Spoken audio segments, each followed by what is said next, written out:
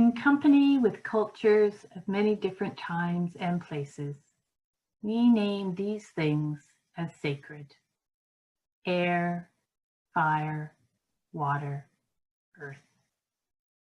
Whether we see them as the breath, energy, blood, and the body of the mother, or as the blessed gifts of a creator, or as symbols of interconnected systems that sustain life, we know that nothing can live without them.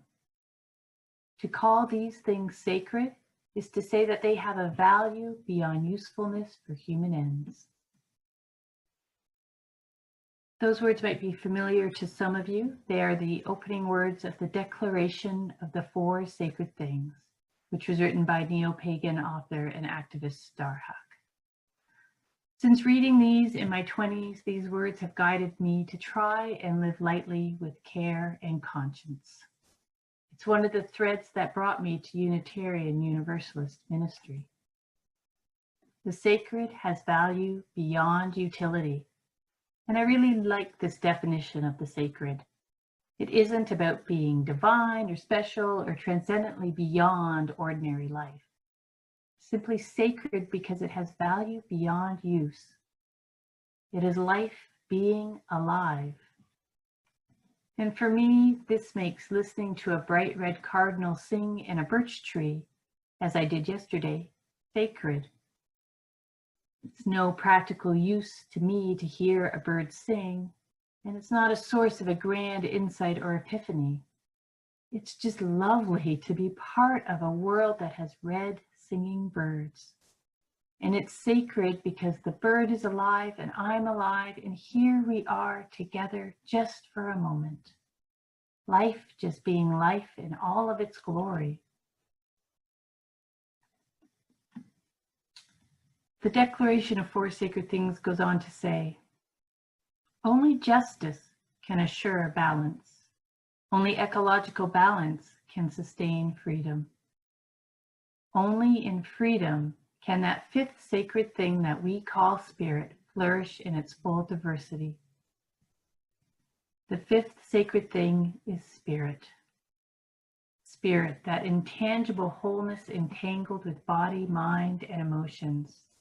Spirit flourishes in the conditions of ecological health and freedom.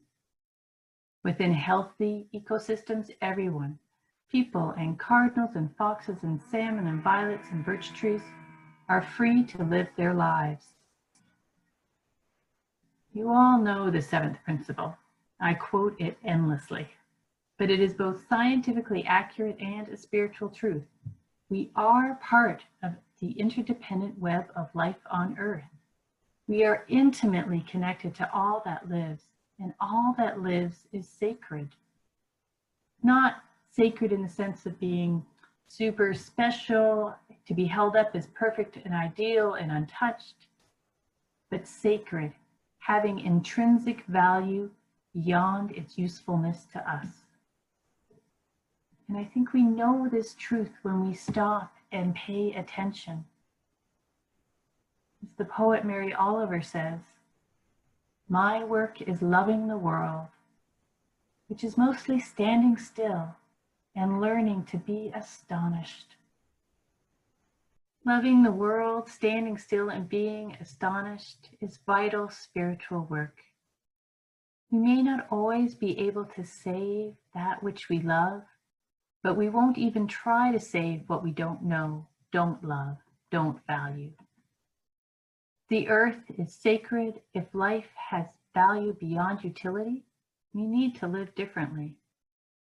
This strange time of pandemics and economics, this break in normality, is a chance to stop and consider how we live. How we might live if collectively we held the earth and all of its creatures, including us, as sacred. We are getting smog-free skies again.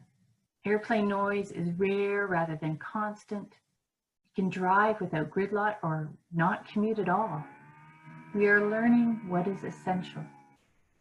The animals are coming out to play. The birds can hear one another and we can hear them. Well, I would like all of this without a pandemic killing hundreds of thousands of people. this global slowdown is showing us that we can live differently. And I don't want to diminish the need to focus on managing the COVID-19 crisis and tending to the grief and trauma that is present among us. But the climate crisis is still here. It isn't going away. And the pandemic response by governments show that when they take a crisis seriously, they can act, they can mobilize resources and find the money. So what world do we want to create? I want a world with less speed and asphalt and concrete and more trees and birdsong, with shorter commutes and more public gardens, with walkable neighborhoods powered by solar panels and wind turbines, with less racism and poverty and inequality, and more foxes. I want a world where the earth is considered sacred, where decisions are based not solely on economics, but on ecology and human well-being. All of this is entirely possible. We can live in an equitable, sustainable society.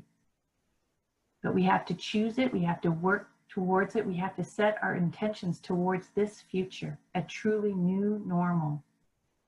And to sustain that work, to sustain that difficult effort of changing global systems, just a little shift at a time, we need to love the world, to stop and learn to be astonished by the cardinals and the foxes and see them as sacred, as having intrinsic value, to respect their right to life. This will drive us to include their well-being in planning and decision-making.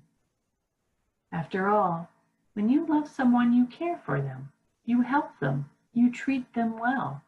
This is how you show love. It's why staying at home is an act of solidarity. It's an act of love for those who are vulnerable and our healthcare workers. It's what you do when you love. The Declaration of Four Sacred Things ends with these words. To honor the sacred is to create conditions in which nourishment, sustenance, habitat, knowledge, freedom, and beauty can thrive. To honor the sacred is to make love possible. To this we dedicate our curiosity, our will, our courage, our silences, and our voices. To this we dedicate our lives. If only that were so. Our work is loving the world. And so may we love the earth and all its creatures, not just on Earth Day, but on all days. And so may we dedicate ourselves to creating an equitable and sustainable world for all beings. So say we all.